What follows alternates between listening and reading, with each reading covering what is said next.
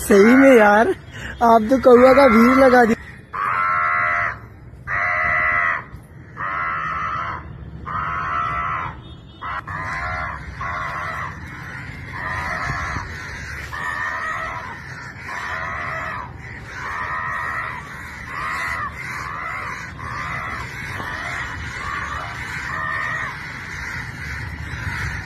सही में बाप रे, सही में आप काबिल तारीफ है आपकी ये टैलेंट को। बाप रे, एक भी कौवा नहीं था और अभी देखिए सही में बहुत सारा कौवा का भीड़ लगा दिए।